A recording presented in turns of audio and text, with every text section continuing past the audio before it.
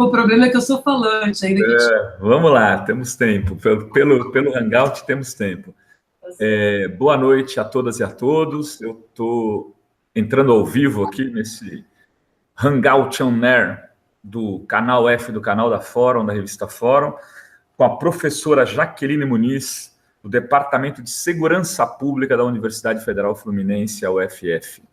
E a Jaqueline Muniz foi protagonista aí das redes sociais nesse final de semana por conta de uma entrevista dada à Globo News, que reverberou amplamente no Facebook, no Twitter, no YouTube, por conta da sua clareza em pontuar as questões que estão colocadas sobre a intervenção militar, eu tenho chamado desta forma, Jaqueline, intervenção militar no Rio de Janeiro, né, porque eu acho que a gente concorda, pelo que eu vi na tua entrevista, quem detém os meios de segurança pública tem os instrumentos para governar o Estado em quase todas as suas áreas.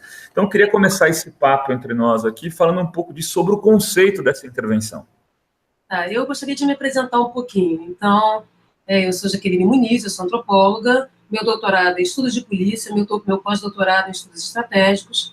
Eu trabalho com a problemática como pesquisadora da segurança pública há 25 anos. Ocupei funções públicas, desenhei um conjunto de ferramentas, tanto para as polícias como para a segurança pública no Brasil. Sou professora de várias academias de polícia no Brasil e na América Latina como convidada. Atualmente, sou professora do Departamento de Segurança Pública da UF, que tem uma graduação, um bacharelado em Segurança Pública e também um tecnólogo, um curso de tecnólogo, né, de ensino à distância, semipresencial, que temos uma imensidade de policiais como alunos. Né? Me honro de ser professora, tanto de cidadãos civis, né, quanto de policiais, e tem sido uma das minhas tarefas nos últimos 20 anos, dar aula voluntária nas academias da Polícia Militar, Polícia Civil, Guarda Municipal, Corpo de Bombeiros pelo Brasil afora. Ou seja, há 5 anos você tem trabalhado a questão da segurança via academia, mas também no dia a dia desses profissionais, na construção desses profissionais, né?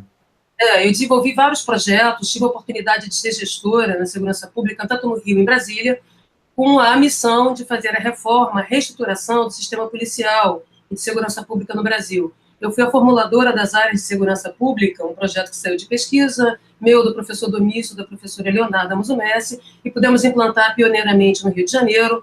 Ajudei a construir o Instituto de Segurança Pública, o sistema de dados do Rio de Janeiro, a reestruturação da inteligência, a matriz curricular integrada em Brasília, o Sistema Nacional de Dados, né? Também fui a pioneira numa pesquisa de vitimização policial, saúde e segurança ocupacional, nos estudos de uso da força.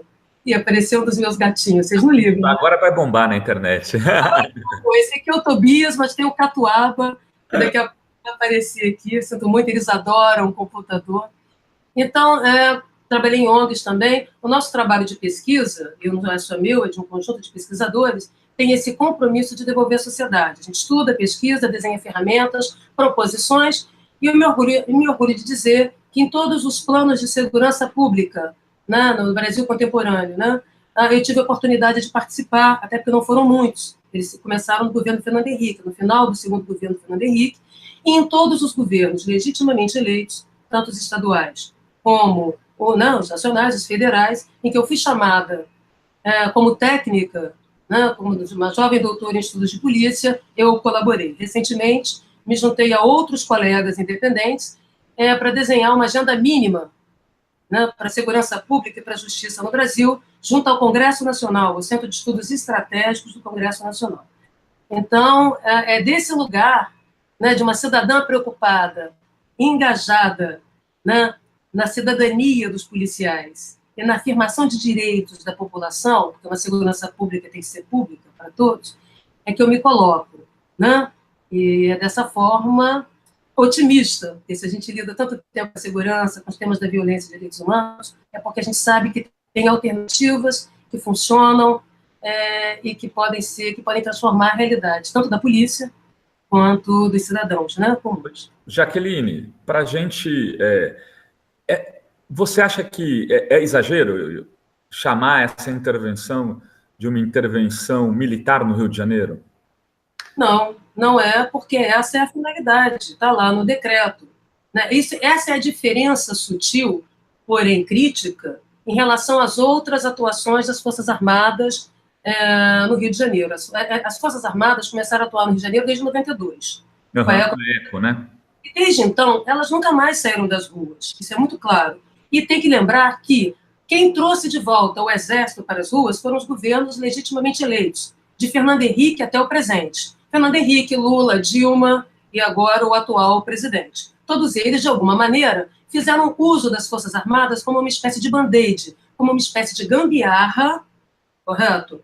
Como uma espécie de placebo para atuação pontual, ora não, em situações supostamente críticas de segurança ou em apoio às forças locais. A diferença é que, em boa parte dessas intervenções, tinha um caráter de uma ação federativa, portanto, de uma cooperação federativa, em que as Forças Armadas se viam como recurso complementar ou suplementar à ação de polícia, seja durante as eleições, seja nos grandes eventos ou eventos de larga escala, seja em momentos críticos, né, como, por exemplo, a greve de policiais na Bahia. Isso é função constitucional das Forças Armadas. Não há problema algum que ela seja empregada de forma pontual, até porque, nesse exato momento, pela Constituição, as Forças Armadas têm a competência ali definida, né, de policiamento aéreo, marítimo e terrestre.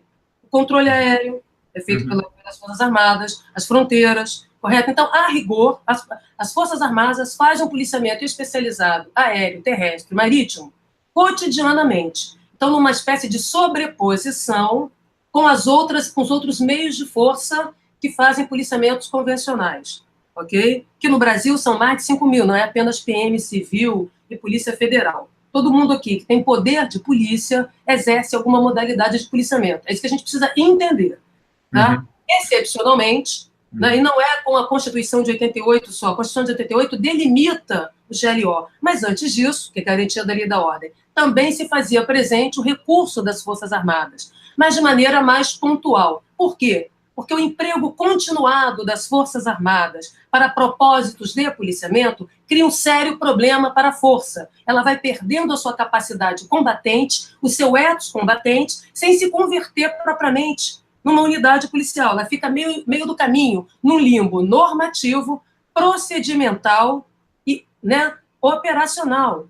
Okay? Isso é de tal maneira, assim, que alguns meses atrás, o comandante-geral do Exército foi o primeiro a dizer que estava ficando abusivo. São mais de 100 GLOs só na última virada de ano. Correto? Além do gasto excessivo. É como se eu usasse um cirurgião para trocar band-aid num PS, correto? E empregar de maneira continuada uma Força Armada que é cara, além de desvirtuá-la da sua função de uma política de defesa, eu gero toda a sorte de problemas. Primeiro, os soldados combatentes, né, são jovens e eles não são treinados para tomada de decisão individual. Eles tomam decisão como corpo tático, ok?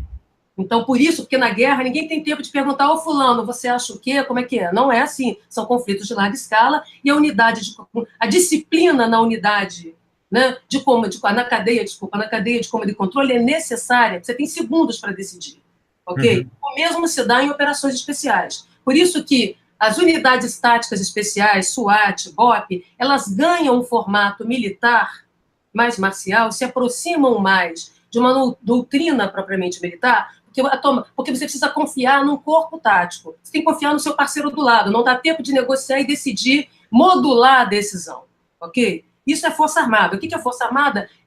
Formas de espera para ação em larga escala. Níveis de prontidão. O que é a polícia? Polícia é uma força comedida, são formas do agir no imediato, tá certo?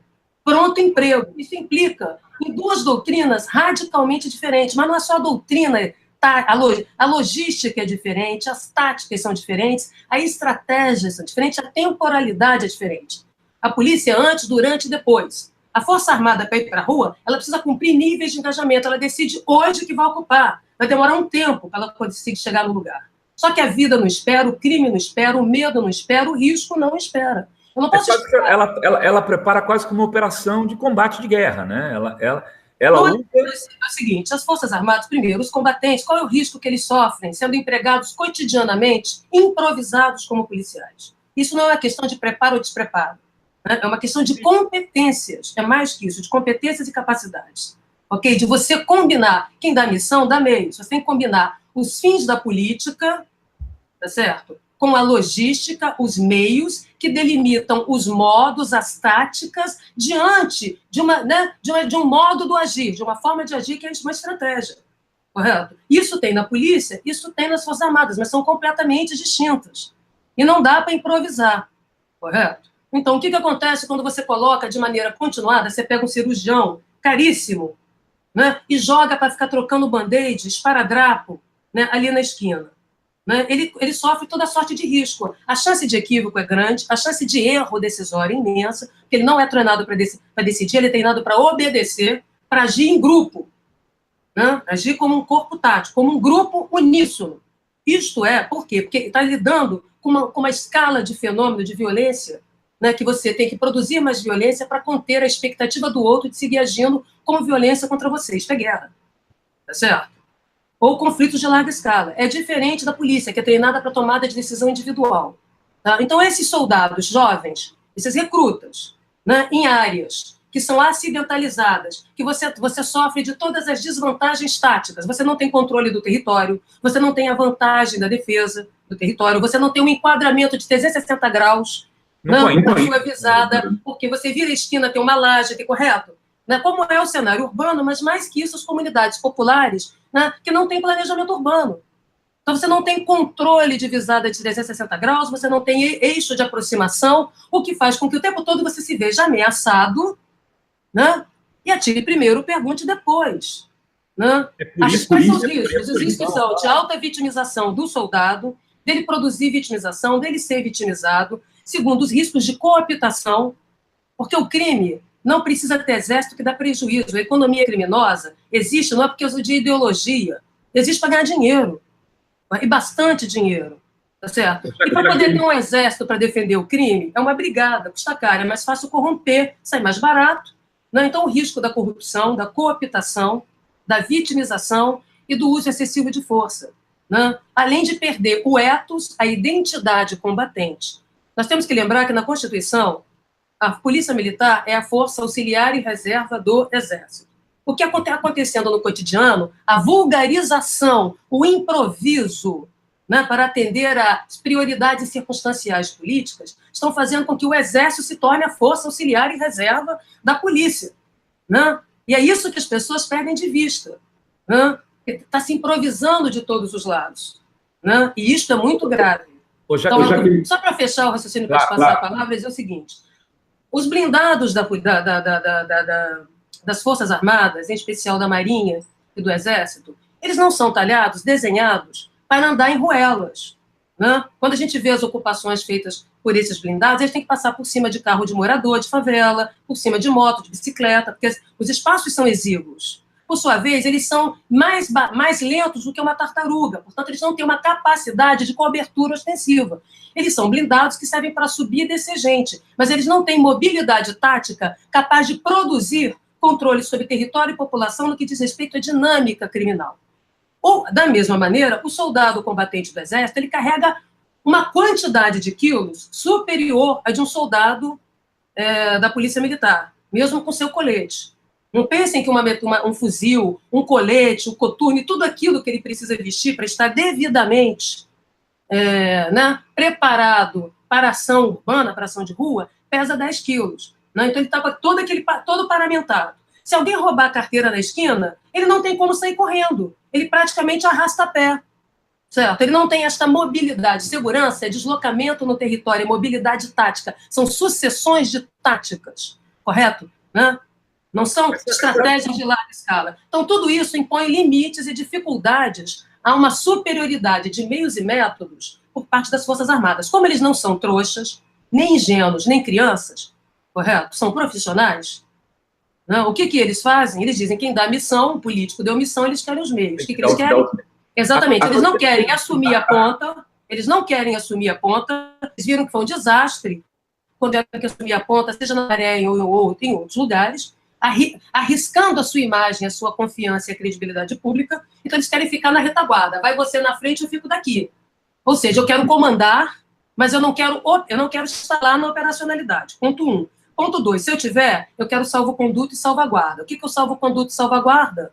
Né? É o decreto, né, que diz que todas as possíveis excessos e violações... Mandado por busca, é esse? Isso, possam migrar para como crime militar. Eles não estão errados em si. Pensa bem, então, você está dando para eles uma missão, um mico. Você está improvisando as Forças Armadas. Você está dizendo assim, olha, vocês estão sem dinheiro. Então tem gente que faz Uber para complementar a renda, tem gente que leva cachorro para passear para complementar a renda, e agora os meios de força brasileiros estão fazendo bico na segurança. Certo? Então você desmonta uma política de defesa, não cria uma política de segurança nacional e fica brincando de teatralidade operacional, expondo, agora sim, não é a professora Jaqueline, as Forças Armadas ao mico. Correto? Por quê? Porque elas gastam quase R$1 milhão por dia. O inevitável mico. Né? Sem poder dar o resultado desejado à população.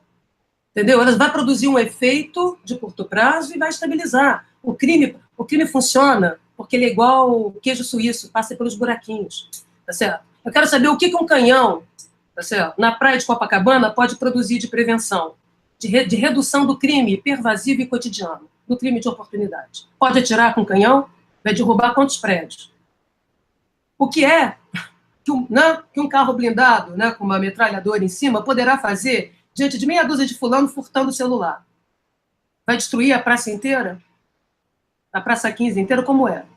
Tá? Então, não é bem assim. Os meios, a logística, delimita os modos do agir, as táticas, né, diante dos fins de uma política. E é com esses critérios que se pode produzir eficácia, eficiência e efetividade, que tem que ser prestado contas à população. Agora, o Exército tem toda a razão, as Forças Armadas têm toda a razão de querer essas cautelas. Isso não quer dizer que elas são desejáveis. Né? Mas eles estão sendo improvisados.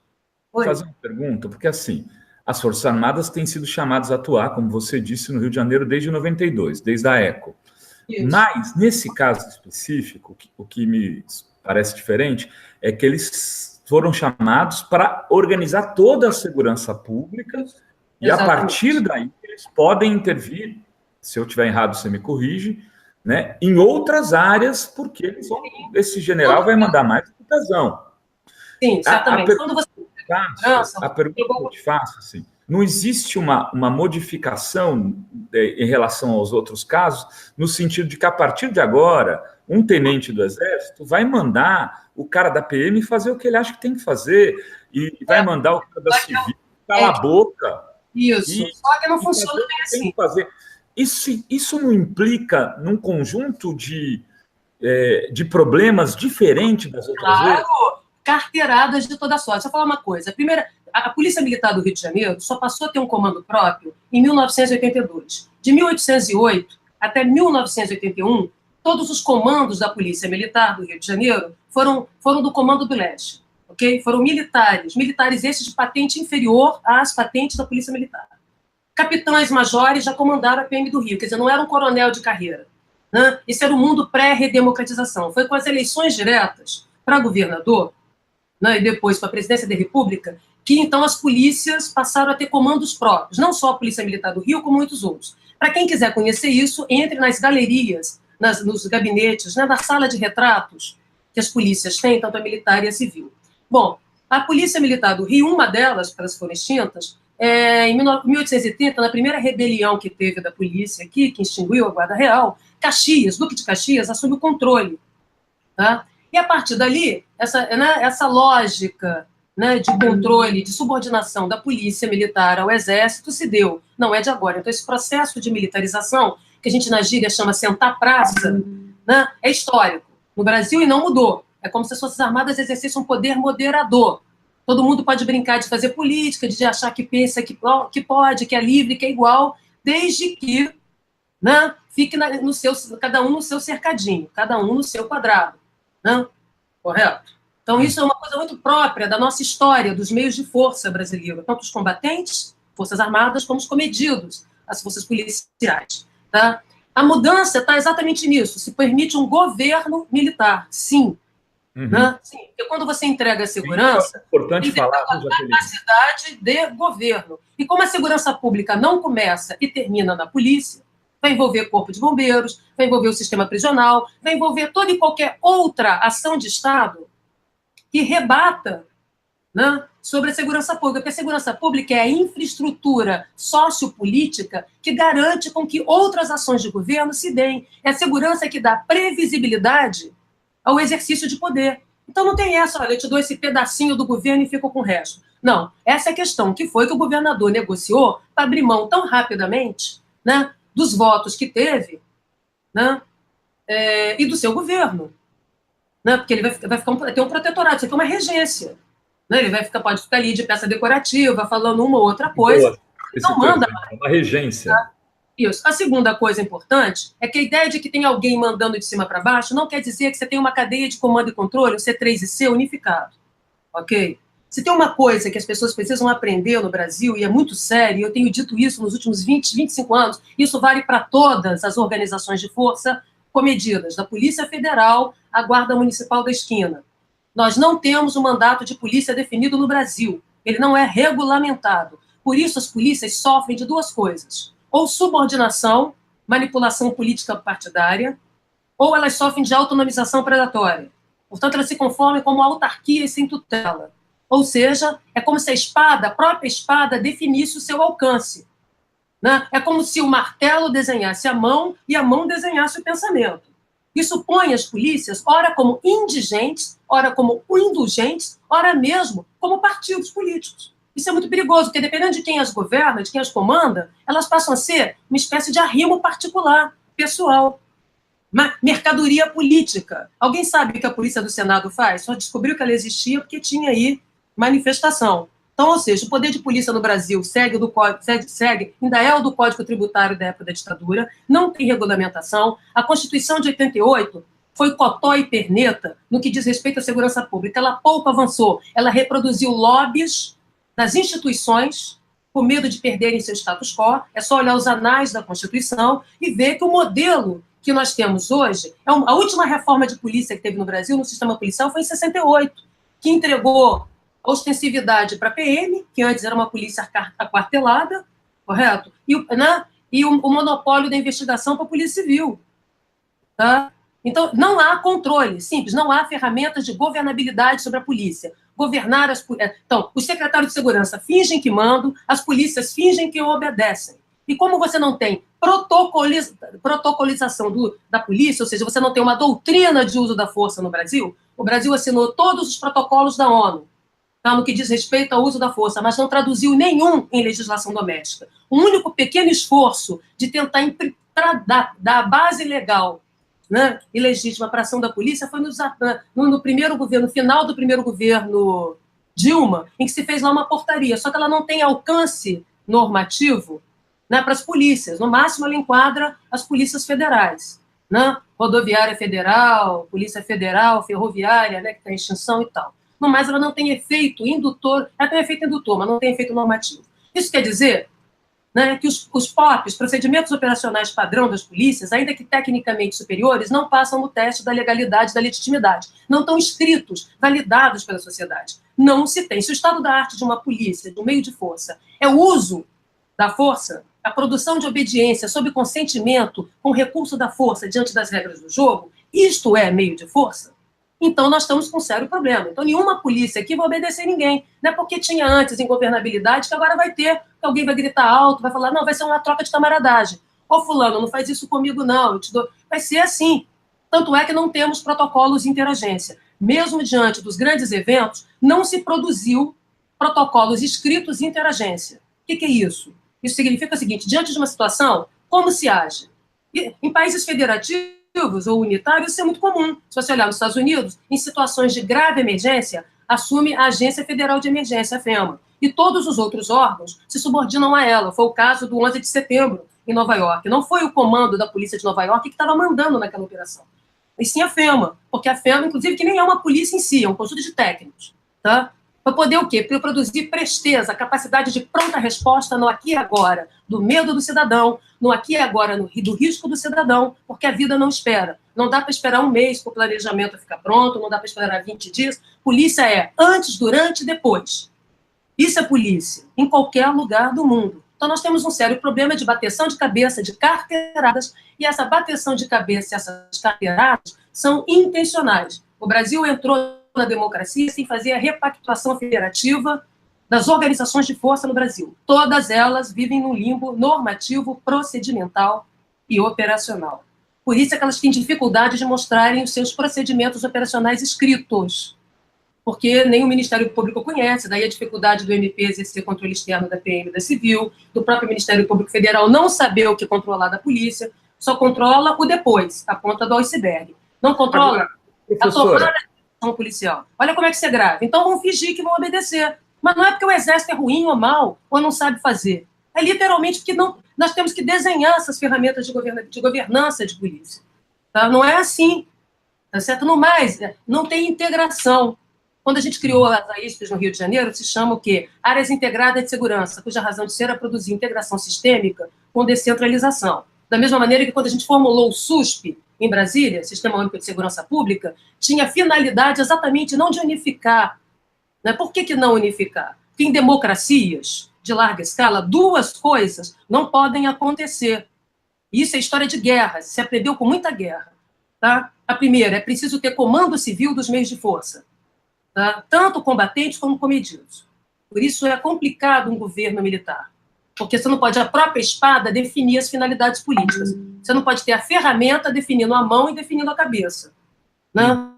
Correto? Esse é o primeiro ponto. O segundo, você não pode ter monopólio no exercício do poder de polícia, porque isso sabota qualquer governo legitimamente eleito e inviabiliza, né, a previsibilidade das práticas de governo e de Estado. Foi assim na Europa, né, durante as guerras, foi assim nos Estados Unidos e assim será em qualquer lugar. Isso é um aprendizado que vem desde Maquiavel. Me parece que as pessoas esqueceram isso. Duas coisas não podem acontecer. Por isso que não pode ter monopólio do crime, por um lado, comando unificado do crime, que aí é pior que o México, tá certo? E nem pode ter uso da... Você não pode ter o monopólio do poder de polícia, senão derruba qualquer governo eleito. Se o seu vigia é mais forte que você, ele senta na sua cadeira e governa no seu lugar. Se ele é fraco, mas muito fraco, ele se vende ao primeiro da esquina que o promete alguma coisa, tá certo? Isso vem desde Hobbes. Isso significa... Mas, professora,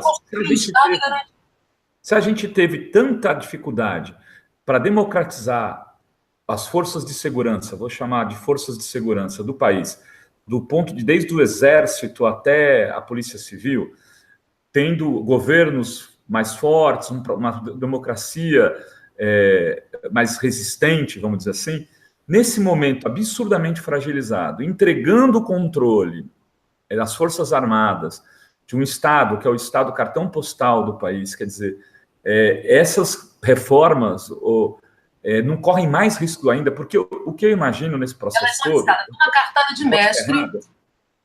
Não, mas o que eu imagino... Vamos sair absurdamente... O Exército corre o risco de sair desmoralizado desse processo, só que ele não vai aceitar sair desmoralizado. O Exército não. Mas por isso é que o problema da transparência das informações e das auditorias, primeira coisa, você não produz segurança com sigilo. A segurança é uma expectativa, ela não é algo em si. Portanto, ela depende sobremaneira do cidadão. Se o cidadão não colaborar, ou seja, dizendo aqui está acontecendo isso, aqui está ali, ou isso ou aquilo, não é sendo X9 de polícia. É que o cidadão, ali na esquina, é o melhor especialista de segurança pública, porque ele que experimenta no ir e vir de suas vidas, da sua vida, né, a insegurança. Né? E como o crime ele é descontinuado, ele é multicausal, né? A criminalidade ela é descontinuada, itinerante, multicausal, ela é pervasiva. Né? Sem a colaboração do cidadão, agora o cidadão, para colaborar, ele tem que saber onde começa e onde termina. O que ele está autorizando que aconteça. Por isso se chama produção de obediência, não de tirania. Produção de obediência às regras do jogo com o uso da força sob consentimento da sociedade. Do contrário, não é policiamento, não é segurança. É regime de exceção. Ok? Se isso não acontecer, né, as polícias, que no Rio de Janeiro já experimentam isso, né, o Exército experimentará também, ser estrangeiro em seu próprio território. Ninguém viu, ninguém ouviu falar, ninguém testemunha, correto? E aí, não só o cidadão fica inseguro, como soldado do Exército, como policial militar. Ele é tão inseguro quanto na tomada de decisão, porque ele não conta com apoio, ele se sente inseguro ao entrar nas comunidades.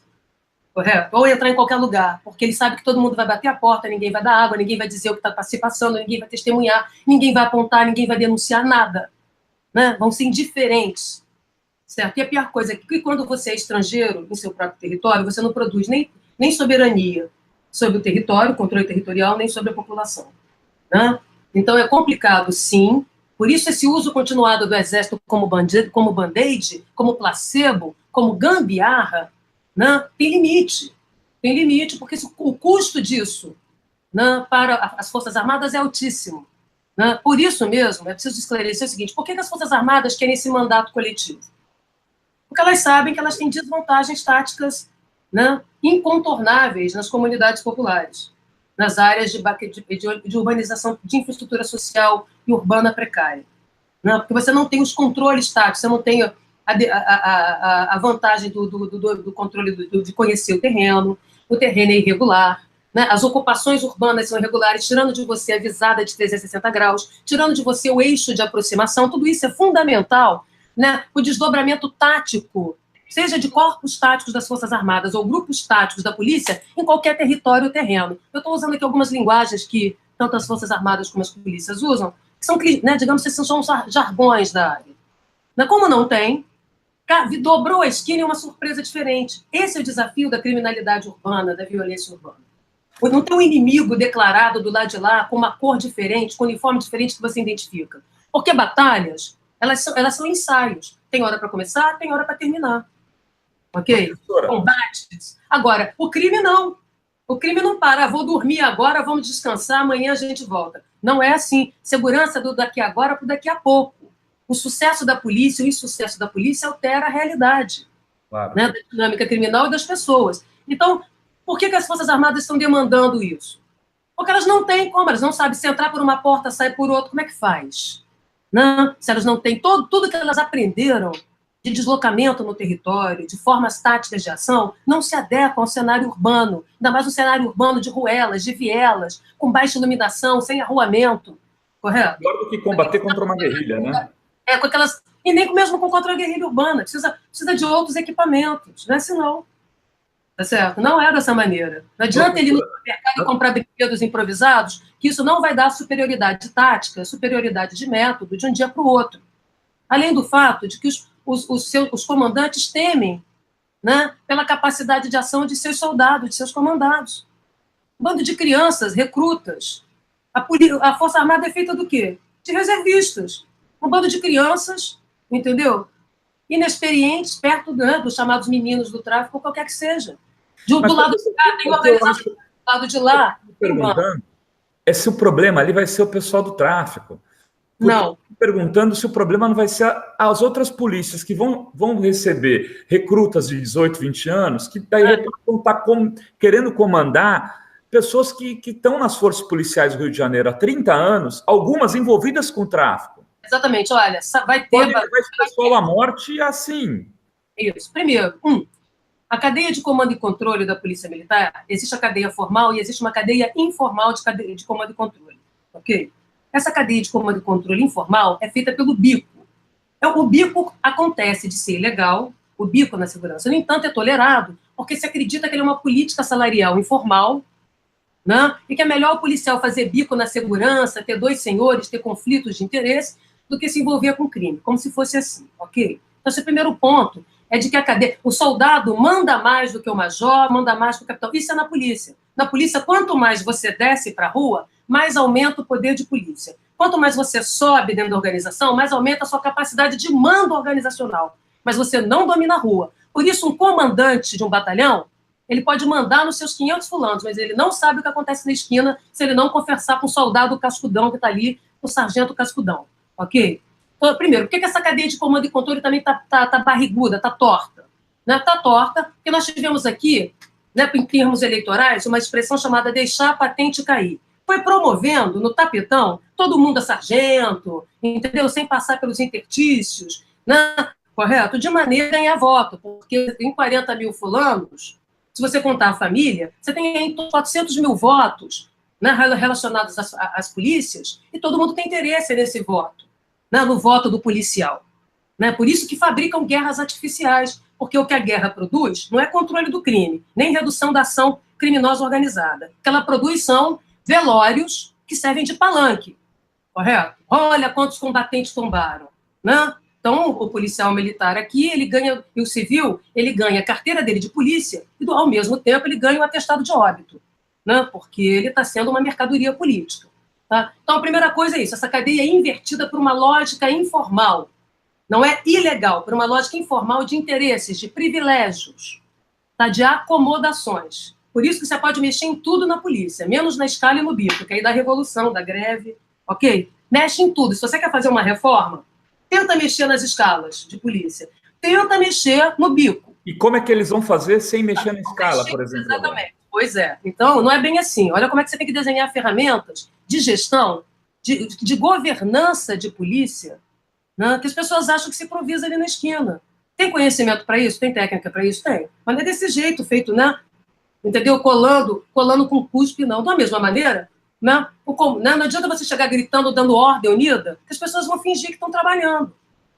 Tá? Só a ponta do iceberg será vista. Agora, a tomada de decisão real, não.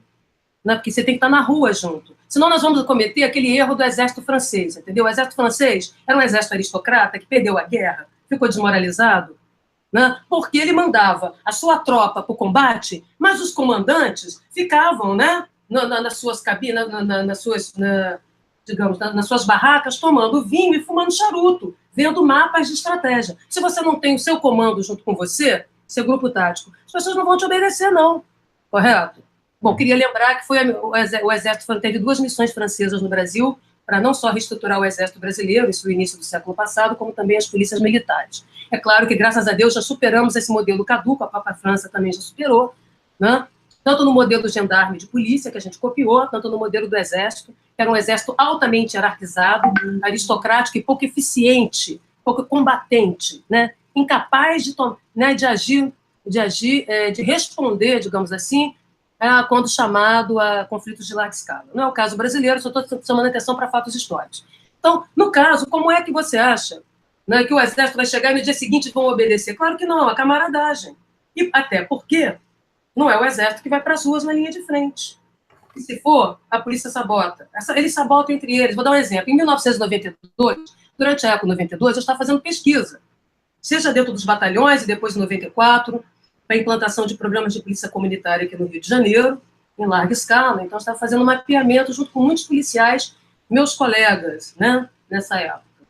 E eles receberam um bando de recrutas das Forças Armadas que ficaram baseados nos BPMs do Rio de Janeiro. Você sabe qual era a piada da época?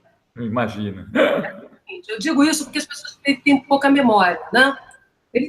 Os policiais, que são mais velhos, né, patente mais baixa, mas mais experientes, chamavam os integrantes do Exército de paraguaios, de uísque paraguaio, que, além de clandestino, eram estragados e chegavam batizados, ou seja, davam mais trabalho do que ajudavam a resolver.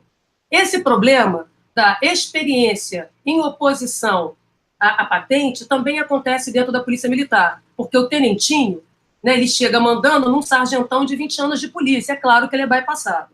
É gargalhante. Para quem entrou em viatura, fez ronda com as polícias, entrou em caveirão, né, eu acompanhei, já fiz patrulhamento, né, e fiquei em plantão de delegacia por 5 anos para fazer minha tese de doutorado, não só no Rio, como em outros lugares, porque como antropólogo a gente faz trabalho de campo, não é achismo, é do estrado, é atividade de pesquisa. O dia a dia da polícia na rua e o dia a dia no bastidor, né, a gente sabe disso. Então não é tão fácil assim. Tem que desenhar os protocolos interagência. Né? As Forças Armadas têm o manual dela de GLO? Tem. Tem a doutrina GLO escrita? Tem. Você pode ir lá e baixar na internet. Correto? E a doutrina de Intel está escrita? E a doutrina do uso da força para compatibilizar a ação das polícias por uma ação repressiva qualificada? Tem. E o sistema de inteligência está integrado? Não, aqui tem um sistema de fofoca, porque sabotaram integralmente, né, intencionalmente, a estrutura de inteligência da Polícia Civil e de investigação. É só olhar o anuário estatístico do Fórum Brasileiro para ver que o investimento em inteligência, que é a gestão do conhecimento da informação, despencou, né? E ficou valendo o quê? Mais viatura, mais armamento, mais munição, mais pirotecnia. Foram ali no shopping center comprar um bando de brinquedos, né? Como se, mais uma vez, o martelo desenhasse a mão e a mão desenhasse a decisão, o pensamento, a doutrina. Né? Então, obviamente que, se você não tem né, a gestão do conhecimento da informação, você torna inseguro e vulnerável o seu soldado do Exército e o seu soldado militar ali na esquina. Porque ele está agindo na ignorância, ele está agindo na intuição. É por isso que muitas dessas operações, o saldo operacional é pífio. Né? Você gasta 2 milhões, aí prende 4 pistolas. Ou seja, a solução seria investir em inteligência. Uma das soluções seria investir em inteligência. Nós temos uma tradição aqui, que é uma tradição à moda francesa, de uma latina, né? Digamos assim, de uma polícia muito barulhenta, tem que fazer muito estardalhaço, giroflex ligado, uau, uau, né? Muito barulho, para parecer assim, algo está sendo feito, tem que fazer alguma coisa. Dá os seus termos, que eu achei ótimos. Entendeu? Então, uma polícia de explotação. Efeito espanta-barata. Aí faz aquela barulheira para lá e para cá. A polícia francesa também faz muito isso, porque da onde veio a nossa, gendarme. Tá? Gendarme é uma fração de tropa. A gente já é uma fração de tropa do exército que virou polícia. Isso tinha uma razão de ser na Europa continental. Era uma Europa que vivia entre guerras, e era preciso defender fronteiras. E não se podia dar o luxo de ter um exército separado de uma polícia. A mesma coisa Itália. Por isso, carabineres, homens de carabina. Mas por que gendarme e carabinas? Porque não pode ser qualquer um que vai para a polícia. Tem que ser uma pessoa que tenha precisão de tiro. Para cada 100 tiros atirados, no mínimo 98 acerta defensivamente. Não é tiro para matar. Não é James Bond. Então você tem que saber usar. Por quê? Porque você tem mobilidade. As pessoas não estão estáticas. Elas estão andando, correndo. Quando você vai atirar, passa uma criança, uma senhora, um carro de bebê, né? Um carro passa na rua, né? Alguém escorrega. Então, não é slow motion. Eu não posso congelar a realidade para dar o tiro perfeito. Tá? Não tem angulação plena.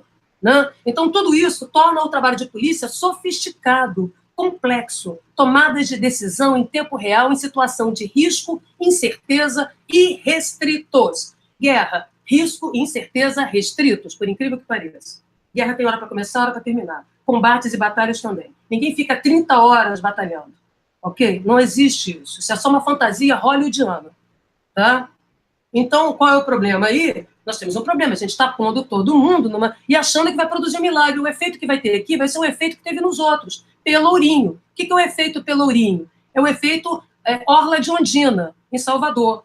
Não, você recorta um perímetro, satura de polícia ali, satura de pessoas fardadas ou uniformizadas, você gera um deslocamento da mancha criminal, uma dispersão da mancha criminal, mas que mancha criminal é essa? Os crimes de oportunidade, os crimes de rua, de baixo teor ofensivo. Você não altera a economia criminosa, você não muda o status quo do crime, a cocaína não vai ficar mais cara pela escassez, o armamento também não vai encarecer, porque ele vai continuar entrando e saindo, como num queijo suíço.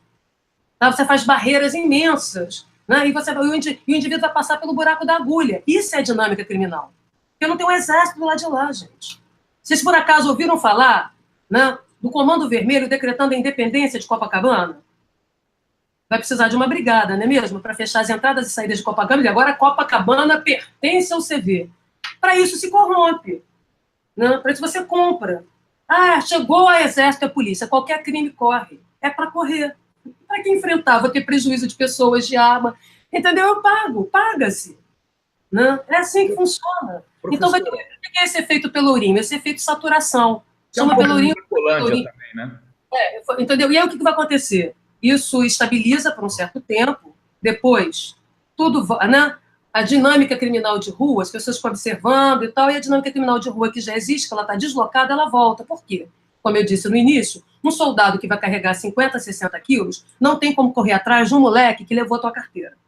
Um tanque de guerra decorando uma praça do Rio de Janeiro, não tem como impedir um assalto, você entendeu? Então é uma questão de logística, tática, estratégia à luz da política. Né? Por isso mesmo, mais uma vez, as Forças Armadas cansaram de ficar sendo band-aid, e isso tem que dizer que todos esses decretos tiveram a mão de todos os presidentes, tá? Eleitos. Então, esse negócio, essa coisa do que... Por quê? Porque foi todo mundo que decidiu pôr as Forças Armadas na rua. Parecia que tinha que pôr a Força Armada para brincar de outra coisa e não ficar em Brasília, certo? Não sabe, cadê a Política Nacional de Defesa? Tem. Né? Quais são, né? Porque ela tem uma interface com a segurança pública. Toda política de defesa tem interface com a segurança pública. Não há problemas de usar o exército nas ruas, não é essa a questão. É a forma continuada e rotineira que banaliza, né? E a gente escuta esses problemas todos. Né? Os comandantes ficam desesperados. Né? Eles não aparecem em público, mas ficam desesperados, porque não tem como comandar. Né? Essa é a pura, mais simples verdade. A questão não é ser pessimista, otimista, é ser realista. Então temos que desenhar. Querem integrar? Vamos desenhar as ferramentas de integração. Querem definir o poder de polícia? Vamos definir, porque não está definido em lei. Está no Código Tributário, o poder de polícia é tudo que o Estado pode fazer contra o cidadão. Correto? Né? Você tem um direito administrativo que estica isso mais ainda. Ninguém é maluco. Um policial profissional sabe que, para cumprir a lei, ele contorna a lei. Ele vive o dilema da prevaricação, agir mais do que devia e podia, agir menos do que devia e podia. Por quê? Porque os procedimentos operacionais dele não passam no teste da validação legal intencionalmente. Não é que ele está fazendo errado, não. Tecnicamente está correto. Mas não tem validação normativa legal intencionalmente para fazer desse policial refém. Entendeu? Para ele ser manobra. Né? Agora tá bom, agora pode, agora não pode. Aqui no Brasil é assim, agora pode, parabéns. Agora não, a mesma prática, a mesma tática, correto? Ora pode, ora não pode. Por isso, mais que mal pagos, os policiais no Brasil são inseguros na tomada de decisão em tempo real, o que maximiza a incerteza, o perigo e o risco, tanto dele, de seu companheiro de guarnição, quanto da população. Por isso, a taxa de acerto de tiro aqui é baixíssima. Não é acertar para matar, não. É tiro defensivo. Numa polícia de Nova York, para cada 100 tiros que você dá, você tem que acertar 98, com uma família de armamentos diferenciada. Ok? E acertar defensivamente. Atirou aqui, o braço caiu, são socos diferenciados. Ninguém atira para matar. Só o sniper, em situações muito excepcionais. Ok? Qual é a taxa de acerto de tiro defensivo aqui? Aqui se treina modalidade de tiro defensivo, tiro de reação, tiro de pista? Ou é o policial com seu próprio dinheiro que fica treinando na lata na esquina? Correto? Qual é a qualidade decisória? Certo? Então, essas coisas as pessoas escondem. Né? Elas escondem, porque isso significa... Isso é mais ou menos o seguinte, Renato. As pessoas aqui optam por inaugurar praça, pintar calçamento de branco. Por isso que abandonaram a inteligência. Por que abandonaram a inteligência, a investigação e sucatearam? Primeiro, que a informação aqui é vendida. Correto? Ela é pessoal, intransferível e ambulante. Porque ela não é da instituição, ela é da pessoa. A informação é minha, não dou mais para ninguém. E negocio. Por isso que muitas operações policiais fazem água, porque a sabotagem vem de dentro. Certo? Vem de dentro, vem de setores do próprio Estado. Né? Porque tem muita gente que perde com a economia criminosa, sobretudo as campanhas eleitorais. Porque, afinal, o dinheiro do crime é uma maravilha. Você não precisa declarar no Tribunal Eleitoral. Ele é ilegal mesmo. Certo? Né? Então, ele fica invisível. Né? Então, essas fronteiras, a milícia aqui, né? As UPPs só tem uma área de UPP que era da milícia. Então, a milícia, que é um governo autônomo, cresceu maravilhosamente bem sob o apanágio de ser uma polícia comunitária. Entendeu? Todo mundo no mundo sabe que isso é autonomização predatória. Isso é um governo policial. É a pior espécie de coisa que pode acontecer. Agora, professora, deixa eu fazer uma pergunta de outro caráter. Eu escrevi um artigo, logo que saiu essa intervenção, dizendo que me preocupava o fato de que, com o controle, não só da segurança, mas o controle do Estado pelas Forças Armadas, o professor de História está dando aula num colégio, e alguém chega lá e fala, não, mas ele está falando mal da ditadura militar e de não sei o quê, e bararé. Bom, de repente circunstanciam ele como uma pessoa que é área de influência do tráfico ali na região e prendem o sujeito. Ou seja, não pode entrar num desvirtuamento ideológico também, porque essa zona de que o que não precisa. Aí que está, Renato, você é mais dramática, se me permita. Não precisa de nenhum recorte ideológico.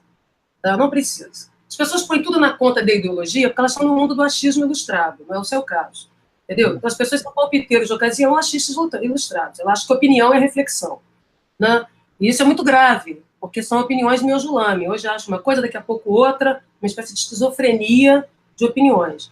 O fato é que o nosso sistema de justiça, o nosso modelo de justiça, oculta o processo decisório. O nosso sistema não é a PM, não é o Exército, nosso sistema jurídico, que também não passou por nenhuma reforma, tem medinha de controle externo e tudo mais, oculta o processo decisório. Diz que o que está na lei está no mundo. Primeiro artigo do Código Penal. Segundo, nega que o juiz decide discricionariamente, né, entendeu? Oculta. Não, nós aplicamos a lei. Tecnicamente, isso é mentira. Não existe. Você tem que interpretar até para poder ajustar a lei à realidade. Porque o Código Penal é uma quantidade finita de tipos. E tem que caber o infinito de violências, desordens e incivilidades da realidade. Requer interpretação. Qual é a questão? A questão que o juiz oculta, que toma a decisão, e os critérios decisórios, o promotor idem, o policial idem. todos ocultam a discricionariedade. Porque confunde-se no Brasil discricionariedade, ou seja, tomada de decisão, escolha, com arbitrariedade. Nesse sentido, como tudo é ocultado, do juiz ao policial de ponta, você estica, além do desejável, o exercício do poder de polícia, que deixa de ser o poder de polícia para ser o poder do policial. Quem quer que ocupe esse lugar, provisória ou permanentemente de polícia.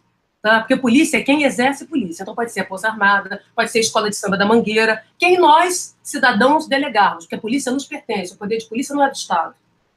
Tá? O Estado administra.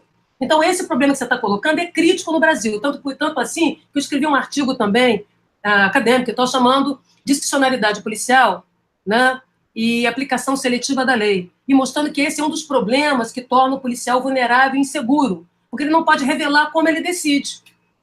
Porque ele está sempre com a faca apontada na cabeça, agir mais do que devia e podia, ou agir menos do que devia e podia. E, portanto, esse jogo fica um jogo de cavalheiros no fio do bigode. Bem intencionados ou mal intencionados, ideologicamente orientados ou não, você não tem um controle efetivo da ação policial. Por isso é que se controla não se abre a caixa preta, só se controla o input e o output. Ou seja, em polícia, querido, em uso da força, ou você controla o processo de tomada de decisão, ou você não governa. Duas coisas precisam para você controlar uma polícia. Você tem que controlar a capacidade de autonomização decisória, que é a discricionariedade, e o uso da força. Em qualquer meio de força. Se você não controlou essas duas coisas, as pessoas fingem que estão te obedecendo, você também finge que manda, correto? E segue tudo na invisibilidade. Tá? Eu te pergunto isso. Até que um smartphone filme, até que alguém denuncie. Por isso que o bom policial no Brasil, o policial esperto, não é o bom, o policial que quer sobreviver na carreira, ele chega depois da ocorrência, ele é a polícia do depois que aconteceu. Ele não é doido de atuar em tempo real. Porque todo mundo irá contra ele. Não há nada que ele faça. Né? E ele prende primeiro o smartphone. Não há nada que ele faça que possa ser validado. Você percebe qual é a situação da imprecisão normativa legal? Da insegurança jurídica, que é a qualidade decisória de polícia no Brasil? Isso vale para todas as polícias. Isso não é uma questão da PM do Rio de Janeiro. Tá? Isso é de propósito no Brasil. Nós não fizemos a repactuação federativa dos mandatos. Os mandatos de polícia no Brasil, como eu tenho escrito há 20 anos, são um cheque em branco. Aliás, todos os países que passaram por regime de exceção, curiosamente, fazem dos mandatos policiais, que é o principal poder do Estado, uma procuração em aberto, que cada um preenche conforme sua conivência, conveniência ou convivência. Esse é o problema das insubordinações, das autonomizações predatórias. Por isso as polícias aqui estão virando partidos políticos, tá certo? Ou corporações sem tutelas, né? Mas não porque elas querem, porque elas são feias, horrorosas, antidemocráticas. Tá? Então, agora, as pessoas aqui estão brincando de improvisar com meio de força. Sim. Estão brincando de improvisar com Força Armada, estão brincando de improvisar, correto?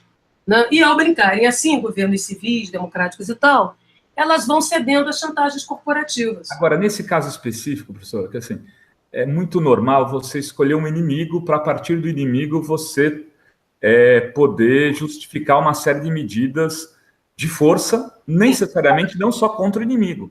Sim. Esse é o meu temor, porque eu posso estar exagerando, mas assim, eu estou começando com essa história do vampirão aí eu acho que esse meu temor anterior parece que se cumpriu muito mais rapidamente do que eu imaginava.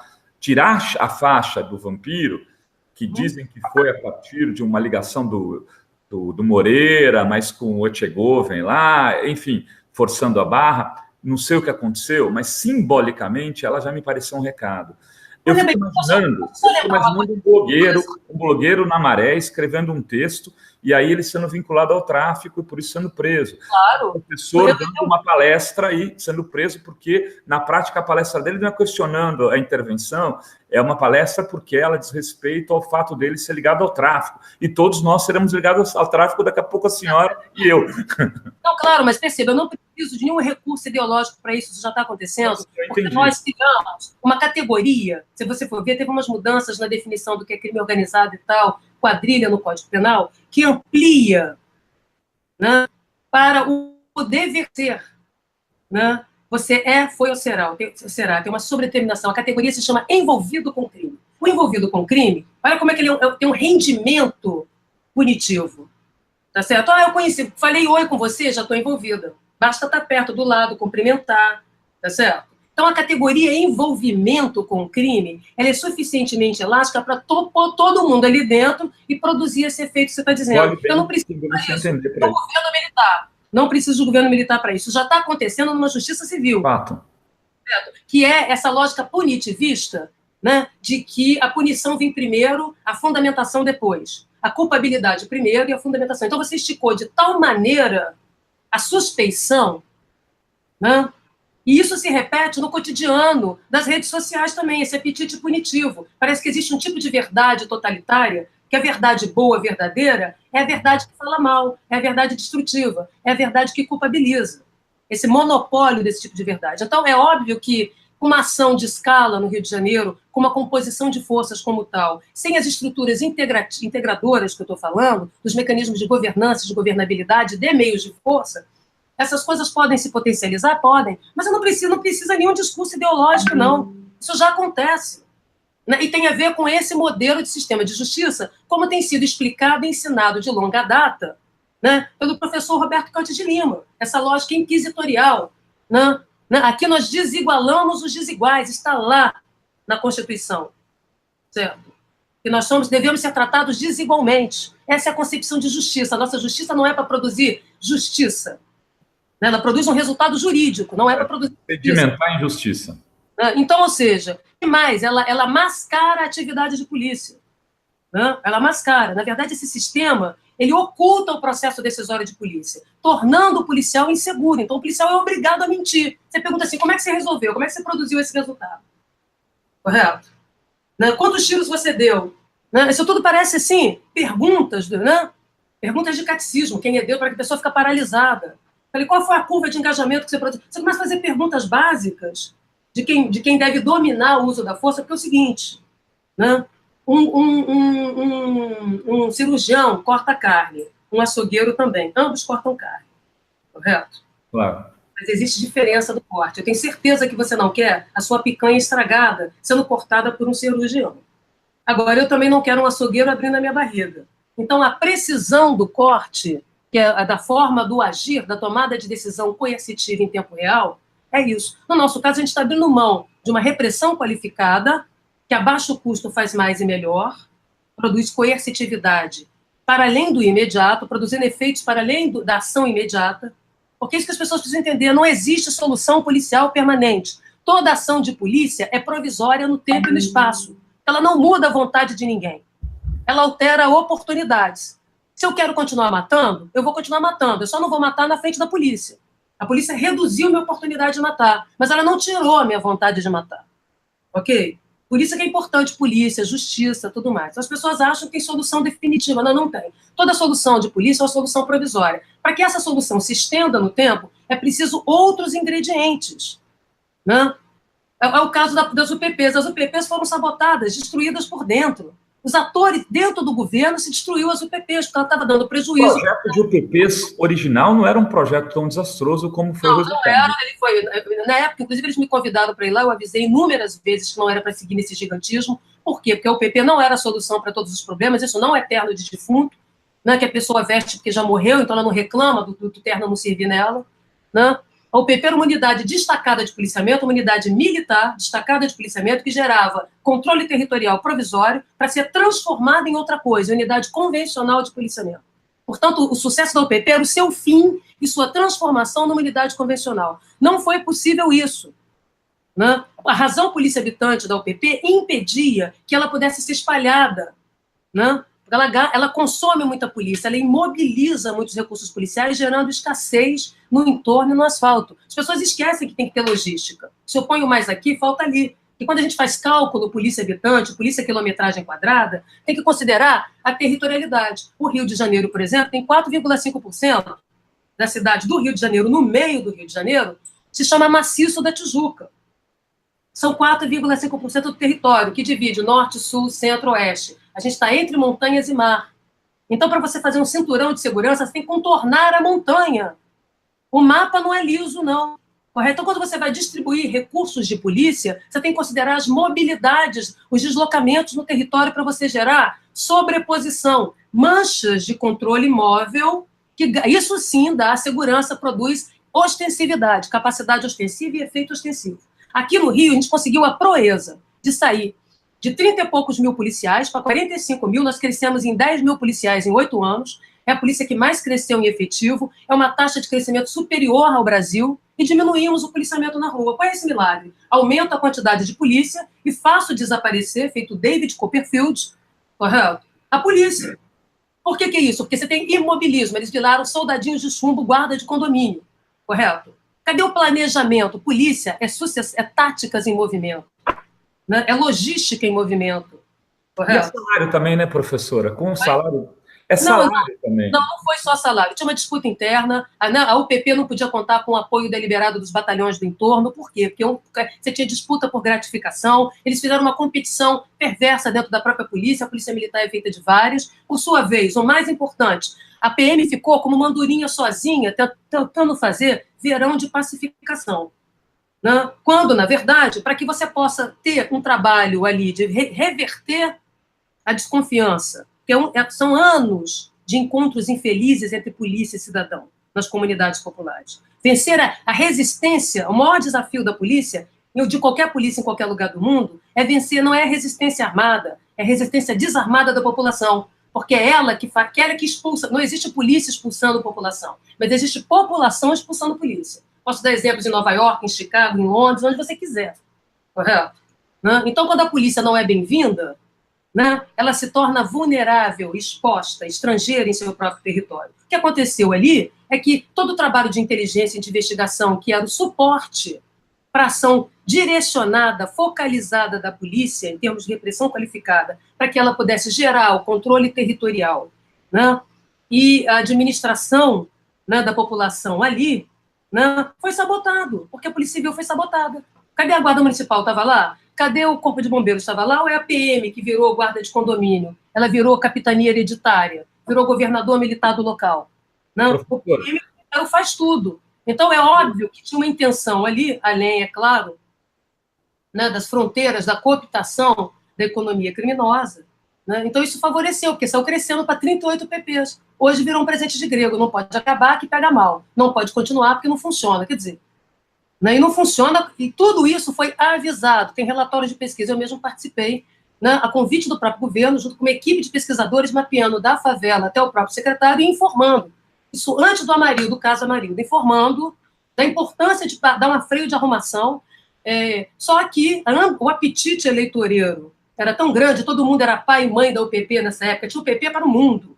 Né, o candidato a presidente anunciando o PP, você vê que a solução vem primeiro que o diagnóstico. A intervenção veio primeiro que o diagnóstico, aqui no Rio. Né? E com isso, o que aconteceu? Né? Atrapalharam todos os critérios técnicos, atravessaram o samba da UPP e ela virou uma carcaça. Né? Os policiais não saem das suas unidades, né? Eles ficam ali, feitos soldados de chumbo, cercados de novo por tudo que está acontecendo. Esse efeito não vai ser muito diferente do que vai acontecer com as Forças Armadas. Aí eu ia lhe perguntar isso. Existe alguma chance de sucesso dessa operação de intervenção militar no Rio de Janeiro? Olha, do limão à limonada. Tá? Primeiro, tem que lembrar que o gasto dessa intervenção, né, essa intervenção vai custar muito caro aos cofres públicos, e não precisava. Com 1/3 desse dinheiro, tá? Se gastou 300 milhões só na Maré, então você deve imaginar o que quer dizer, né, a ação das Forças Armadas de hoje até o dia 31 de dezembro, portanto, dentro do calendário eleitoral. Pode ser que ela vá embora antes. Na hora que perceber que o buraco é mais embaixo, né, que os problemas que já começaram a pipocar, né, também gostaria de lembrar que os problemas do Carnaval eram todos rotineiros, ainda que graves, né, e passíveis de serem evitados por um policiamento ordinário convencional. Né? Então, você vê que houve assim, um cruzar de braços, houve, né, para criar, né, espetacularizar o medo. Houve um caos midiático, né?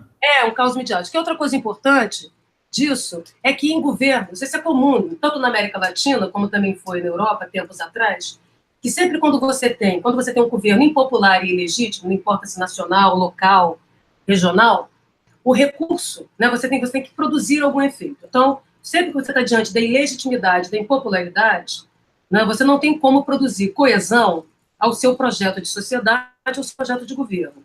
Aí a saída publicitária é produzir coercitividade. Para isso você tem que fabricar o medo, maximizar o medo para ofertar proteção. Perceba que não é segurança pública. A proteção é seletiva, desigual e excludente. Vai ser para alguns. Zona Sul, cinturão da Zona Sul, correto? Né? Então você fabrica, você multiplica as ameaças, produz agravamento do temor, porque o medo é péssimo conselheiro. Diante do medo, cada um de nós aqui abre mão das nossas garantias individuais e coletivas em favor de um fortão da ocasião, fortão da esquina que nos proteja. O problema é que o libertador de hoje será o tirano de amanhã, que vai lhe cobrar taxas, restringir seus direitos, sua mobilidade, toque de recolher. Isso é o que a milícia e o crime já faz. Já fazem, desculpa, no Rio de Janeiro.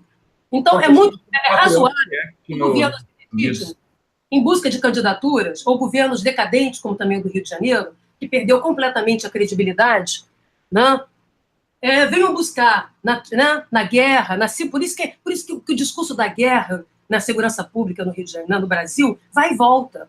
Porque enquanto a guerra serve de cortina de fumaça, você cria um inimigo, e é interessante que é a busca do santo graal que ninguém acha. Né? O inimigo, às vezes, é tão forte, né? Que precisa das Forças Armadas, inclusive de todo o comando da OTAN, para vir aqui resolver. Né? Mas, por outro lado, não, né? Não, porque nós vamos resolver, quer dizer, os dois lados. E só para lembrar que o ministro Moreira Franco, quando foi governador, ele disse em sua campanha que em 100 dias ele ia acabar com a violência. É, no mínimo, gargalhante, não é mesmo? Era todo o discurso anti-Brizola naquele momento. Não, mas foi uma desmoralização de verde e amarelo. Primeiro que o crime não se acaba, porque não se acaba o pecado da humanidade, se administra. Segundo, o crime é pervasivo e tem multicausalidade, é multidimensional. Quem dera que ele tivesse unidade ideológica, seria facílimo, mas não é assim. Tá certo? Porque ninguém anda com nota fiscal no bolso de seu celular, de seu óculos, correto? De sua... Né? Então, a legalidade é relativa. Nenhum de nós passamos integralmente no teste da demonstração da legalidade, o que não quer dizer que sejamos criminosos, não é isso que eu estou dizendo. Eu estou dizendo que fusco é diferente da gente ter um inimigo claro ali. Ali estão os nazistas, ali estão o exército rival, eu vou lá, derrubo, ganho, ocupo o território, e aí eu preciso da força terrestre para isso. O crime continuou acontecendo. Por acaso a maconha barateou no Rio de Janeiro? Não. A cocaína ficou mais cara, as armas, entendeu? Porque a gente avalia o impacto na atividade criminosa, né, as dinâmicas criminais, como é que elas funcionaram. Tiveram fusões criminosas aqui, alianças, correto? Será que se governou contra o crime ou com o crime? Né? Que é isso que as pessoas precisam entender. Fazer uma provocação final aqui, professora, que a gente já tem quase 1h10 de conversa. Seria mais eficiente legalizar as drogas ou colocar as Forças Armadas para combater o crime? Olha, primeiro nós temos que parar com o cinismo de não enfrentar as questões estruturais do Brasil, correto? O problema é se as pessoas cheiram ou deixam de cheirar, fumam ou deixam de fumar, é um problema de saúde pública, de educação, porque nós temos que ter políticas de redução de danos. Agora, a criminalização das drogas, até o mundo americano, né, que são os arautos desse discurso da moralidade. Inclusive, não sei se você sabe, que até bem pouco tempo atrás, não sei se continua funcionando, haviam 2 protocolos, né, inclusive do Congresso brasileiro, né, do Congresso americano com o Brasil, com o governo brasileiro, para repressão a drogas, que se repassava via Embaixada Americana milhões. Eu mesma, quando estava em Brasília, pude fazer uso desses recursos para criar os gabinetes de gestão integrada. Tá? Muito desse dinheiro vai para a Polícia Federal, tá? É um dinheiro direto do governo americano para a Embaixada, né? E aí você manda os projetos para a Embaixada na área da repressão, isso era assim. Enquanto eu fui gestora, eu identifiquei isso, esses programas foram chancelados no Itamaraty, como qualquer cooperação internacional. Não tem nada de ilegal, nada de sinistro, isso é muito comum, né? Cooperações. Né? E são recursos que estavam lá imobilizados, que se podia usar para desenhar políticas mais consistentes, mais competentes, de repressão qualificada, e não de repressão burra, achista, empiricista, sem juízo crítico. Então, o que acontece? Muito barulho para pouco resultado. Muito estardalhaço, entendeu? Muito, né? Todo mundo faz barulho, é bloco que faz barulho, é polícia barulhenta, é crime barulhento, é polícia ostentação, né? Crime exagerado, quer dizer, até o crime exagerado, podia ter mais discrição, seria mais competente, compra mal as suas armas, até o crime também é de uma incompetência atroz, até as armas compra errado, né? Para poder... Então, é óbvio que nós temos que enfrentar a questão da discussão das drogas. É patético, entendeu? Primeiro que polícia nenhuma combate droga. Eu quero saber como é que a polícia do Rio de Janeiro controla o tráfico de drogas. Ela prende pessoas, meia dúzia de drogas aqui e acolá, mas o tráfico, qual é? Como? Eu quero saber como. Quais são os indicadores de que ela combate... Não seria combater no Rio, né? Teria não, exatamente. combate de entrada, de saída, de fronteiras. Então não é... Eu não estou desmerecendo a polícia militar, ao contrário, eu acho que eles trabalham feito pouco, você acabam morrendo na praia e arriscando sua própria vida desnecessariamente. Né? É aquela coisa do escravo que se acostuma a achar bonito o açoite. As pessoas acham, né? Os policiais são levados a acreditar numa guerra e esquecem que estão virando zumbis de patrulhamento, que eles vão morrer, vão ganhar uma... Aí a família vai receber uma pensão com uma patente a mais. Certo? Então, voltando a um ponto que eu te esqueci de dizer, a polícia no Rio de Janeiro ela não tem uma cadeia de comando e controle certinha, na proporção, tantos coronéis para tantos soldados. Por que não tem isso? Né? Tem uma barriga aqui em cima de oficialato, tem mais sargento do que praça, do que soldado. Né? Porque todo dia, a gente perde ao ano no Rio de Janeiro um batalhão. A primeira pessoa no Brasil que fez uma pesquisa de vitimização de todas as forças brasileiras, Forças Armadas, Polícia Federal, Polícia Militar, Polícia Civil, todas as forças. Vitimização em folga em serviço, fui eu e a professora Bárbara Munzo Messi em 1997, pasmem. Foi a primeira vez no Brasil que se identificou os riscos associados ao trabalho, né, dos meios de força no Brasil, agentes penitenciários, guarda municipal. Esse relatório está disponível no site do SESEC. Foi a primeira pesquisa feita sobre isso. Okay? Ali já se indicava os problemas de planejamento e gestão. Olha, se você tem uma empresa que você perde 500 a 600 funcionários por ano, entre mortos e feridos, pessoas que ficam com incapacidade física parcial, não podem nem estar na rua, nem dentro do gabinete, que atividade produtiva é essa? Polícia não dá na esquina igual chuchu, não. Eu preciso que um policial tenha pelo menos 5 a 6 anos de experiência para que eu possa... de experiência na rua, né? Para que eu possa dar a ele alternativa, né? Possibilidades de atuação em policiamentos especializados. Né? Não é assim, não. Aqui nós estamos destruindo a memória, né, investigativa, acumulada investigativa, que é o que permite a solução dos crimes de rua, etc. e tal. Por isso, a inteligência é barata de produzir, gestão do conhecimento da informação, todo mundo sabe que Office é barato, uma planilha de Excel é barato, não precisa dessa pirotecnia toda, e te digo isso porque sou alguém que trabalha com dados, e criei o primeiro curso de inteligência de polícia no Brasil quando estava na Senasp, com a ajuda de todas as polícias brasileiras, construindo uma doutrina conjunta de inteligência policial que não fosse uma central de fofoca, entendeu? O dedurismo que existia antes, que não se tinha e nem se tem uma doutrina escrita deliberada de inteligência de polícia. Então, é assustador como as pessoas querem fazer crer aos outros que o mundo está tudo fácil, está tudo resolvido. Se tivesse, cadê o plano? As Forças Armadas já estão há 1 ano no Rio de Janeiro trabalhando, fazendo ensaio técnico para o desfile da intervenção. Não está pronto o plano, não tem um plano, ainda vai fazer diagnóstico. Cadê os dados? Cadê os relatórios de prestação de contas e accountability? Né? Porque nós precisamos aprender. Né? Nós, cidadãos, queremos colaborar. Então, é óbvio que temos que agora fazer do limão uma limonada. Você tem que abrir uma janela de oportunidade nisso aí. Né? As Forças Armadas saírem bem na foto, as polícias saírem bem na foto, a sociedade brasileira, a sociedade do Rio de Janeiro, a comunidade sair bem na foto. Em especial as comunidades populares. Porque quando as pessoas vão brincar de guerra, não é com todo mundo. Quando elas vão brincar de que elas estão resolvendo o problema do crime, não é com todo mundo aqui. Tem uma seletividade. Não é mesmo? Então, não pode ser assim. Certo? Nós temos que encarar a questão das drogas, sim, tem que rever essa política de drogas que é patética, incapaz, cara e burra. Tecnicamente burra, esse é o nome que tem que dar para isso. Moralismos à parte. Quem tem que resolver, entendeu? O problema se a pessoa fuma ou não, não é a polícia. Eu, por exemplo, era fumante de cigarro. Tem 2 anos e meio que eu parei, graças a Deus.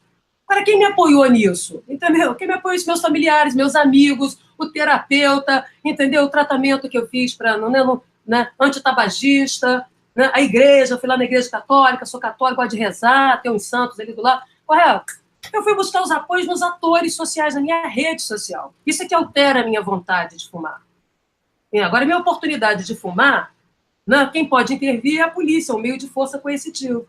É isso que as pessoas precisam entender. Se amanhã a pipoca do cinema virar tóxico e for proibida, as pessoas não vão perder o desejo de comer pipoca. Elas apenas não vão comer pipoca na frente de um dedo duro quando a polícia passar. Mas elas vão continuar comendo pipoca clandestinamente. Né? Então, a gente tem que entender que é preciso discutir de maneira séria isso, né? Porque nós estamos colocando na vala, jogando a criança com a água do banho, né? Chega de matança de polícia. Eu sinto dor cada vez que eu vejo um policial morrendo, eu não acho natural. Polícia não morre no meu lugar. Isso é um entendimento estúpido, amador. Quem pensa isso, né, é politiqueiro interessado no voto da família policial e achando que cada velório de polícia é um palanque, né, para fazer populismo penal. Agora, esses que fazem esse discurso, né, não construíram um projeto de segurança pública, uma ferramenta de gestão de segurança pública. Correto? Nada para as polícias. Eu, por exemplo, quando estava aqui, eu reformei o RDPM, né, a Lei Áurea da Polícia Militar e do Corpo de Bombeiros, ok? Né, que suprimia os direitos dos policiais, tratavam eles como subcidadãos. Você não pode ser subcidadão dentro da sua polícia e querer ser cidadão na rua. Entendeu? O policial era menos cidadão que o cidadão comum. Tinha menos direito, como é que pode isso? Né? Certo? Quando estávamos aqui, a maior parte da polícia, ela tinha só o primeiro grau completo. Né? Nós fizemos uma parceria com a Fundação Roberto Marinho para produzir elevação escolar, para melhorar a autoestima, a capacidade de aprendizado, porque segurança se aprende na escola. Né? Para que o policial tivesse autoestima, porque as polícias no Brasil vêm de classe popular. Né? É aquela coisa Haiti, preto, pobre, morando longe, matando preto, pobre, morando longe. Certo? Então, a inclusão social envolve a polícia, sim, dignidade para o policial, para a polícia. E polícia não se improvisa, isso é uma profissão, não é ofício. Polícia se aprende, você tem diploma, você tem graduação, em tudo quanto é lugar do mundo. Não é pegar numa arma na mão e brincar de ser capanga. Tá? Certo? Então, é isso que a gente precisa aprender. Eu espero, né, que seja uma janela de oportunidade para a gente desenhar essas coisas. Né? Estão ao alcance das nossas mãos. Não precisa nem mudar a Constituição, está aqui. Ó. Né? Agora, tem que ser sério. Tem que ter espírito republicano. E esse espírito não pode estar só no centro espírito, na casa de Umbanda. Ela tem que estar em todos nós, certo? Como cidadãos. O poder de polícia nos pertence, não pertence à polícia. É o poder de polícia, não da polícia. Ele é da sociedade quem administra o Estado. E nós temos que decidir qual é a capacidade coercitiva que nós queremos para cada meio de força no Brasil. Essa é uma decisão soberana da sociedade. É também a sociedade que decide se nós vamos ter ou não submarino nuclear. É também a sociedade que decide se nós teremos ou não um caça. Ok? Curiosamente, a nossa discussão de defesa nacional está mais avançada e mais qualificada e é mais transparente do que a discussão da segurança pública. E eu fecharia dizendo que o seu libertador de hoje pode ser seu tirano de amanhã, seja ele o criminoso, né, o miliciano, ou qualquer um que se arvore a seu fortão musculoso, que acha que gritando mais alto vai resolver as questões. Não vão resolver, temos que enfrentar de frente. Nós somos parte do problema e somos parte da solução, ok? E saber que essas decisões são decisões, antes de tudo, politiqueiras, poderiam ser só decisões políticas. Agora, foi um golpe de mestre, mas como todo golpe de mestre, é perigoso, né? O problema de quando você dá a espada ao poder de governo é que a espada corta por todos os lados, podendo cortar como Highlander a sua cabeça também. Por isso é que em tudo quanto é lugar do mundo democrático, existe uma coisa chamada, né, comando civil dos meios de força, para que a espada não caia nas mãos erradas e fique na mão dos combatentes subordinadas aos fins da política. Né? O que é a guerra? A política por outros meios. O que é a segurança pública? O que é a polícia? Né? A polícia é a política por outros meios, diariamente. Né? É a política em armas. Isso é polícia. É a política em armas. Se as pessoas não entenderem isso e não levarem isso a sério, nós vamos ficar brincando do nós contra eles, que foi inventado por Duque de Caxias, em 1830, lá, depois da rebelião do Exército Brasileiro, na época, com a polícia militar da época. Eles se rebelaram contra o Estado. É que as pessoas esquecem de contar. Muito obrigado, professora Jaqueline Muniz.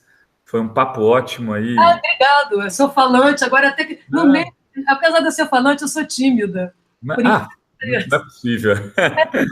Foi um papo ótimo de algumas milhares de pessoas. Depois eu lhe passo, assistiram a gente pelo YouTube. Amanhã eu vou divulgar no Facebook da Fórum, então serão mais algumas dezenas de milhares de pessoas, tenho certeza também. E... Ó, lá tá o Tobias ali em cima, o Catuaba tá ali. Gente, ó, tem o Catuaba. Catuaba, eu tenho lá também Catuaba. Catuaba preta, é o meu outro gatinho que tá aqui. Mas a minha tá na geladeira.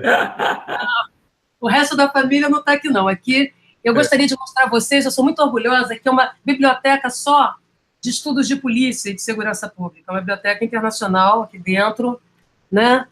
Que eu passei os últimos 20 anos montando. Eu até queria fazer um convite, assim, eu vou importuná-la outras vezes, porque eu sei que essa história da intervenção não terminará amanhã, e achei que, assim, essas suas colocações foram muito importantes já lá na Globo News, e aqui com a gente, acho que a gente pode ampliar um pouco mais essa conversa, para sair do senso comum, para fugir um pouco desse...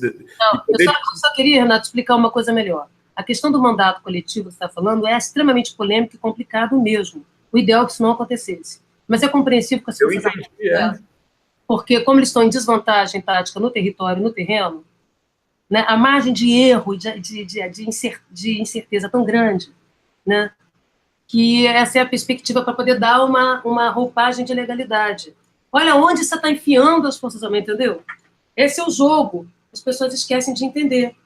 E que infelizmente, tem assinatura de todos os presidentes da República, desde Fernando Henrique para cá. Certo? É só você olhar a quantidade de GLOs que foram realizadas em todos esses governos e os custos disso. Né? Então, muitas das vezes, se abandonou, tanto Fernando Henrique como Lula, em muitos momentos, como sobretudo o presidente Dilma, se abandonou uma agenda de segurança pública, de uma política nacional de segurança pública, a favor de ações emergenciais. E é nisso que a gente vai de prioridade circunstancial em prioridade circunstancial. E não pode ser assim. O governante, o rei, tem que ter bons conselheiros. Não pode ser conselheiro de porta de cadeia. Porque senão a gente vai ficar vivendo, entendeu? Com a memória curta e esquecendo tudo isso que eu disse. Um ministro que disse que ia acabar com a violência sem dias. Será que ele foi para Brasília porque ele não acabou com a violência sem dias? É um infantilismo, né? Agora ele foi para Brasília para acabar com a corrupção em 100 dias. Talvez, não sei. Na verdade, achar que o Brasil cresceu, né? Nós temos um parque de produção científica e tecnológica vigoroso, nós temos, né, o Brasil é um dos países com maior produção científica na área de segurança, na América Latina, segurança e justiça, o volume de teses de doutorado, de mestrado, de especialização, de trabalhos técnicos. O que não faltam são policiais talentosos, ativistas sociais talentosos, competentes e cientistas dispostos, como sempre tiveram, né, a colaborar com uma agenda democrática de segurança. Por isso que eu disse que eu participei de todos os planos de segurança do Brasil. A convite, fui a todos, inclusive colaborei com os governos estaduais todos, mesmo não sendo aqueles que eu votei, porque uma vez legitimamente eleitos, é meu papel como cientista social, como pesquisadora, professora de uma universidade, devolver à sociedade o que ela investiu em mim, no meu mestrado, no meu doutorado, desde que as propostas sejam republicanas e democráticas. É meu papel como pesquisadora. Essa é a minha contribuição à sociedade.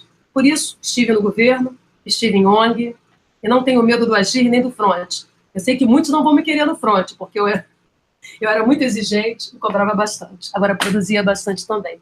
Muito obrigado, professora Jaqueline. Um beijo a todas e a todos que nos assistiram aqui. Tchau, gente. Bom descanso. Boa noite. Bom descanso para todos nós. Obrigado, Jaqueline. Obrigado mesmo. Muito bom. Um abração. Sim.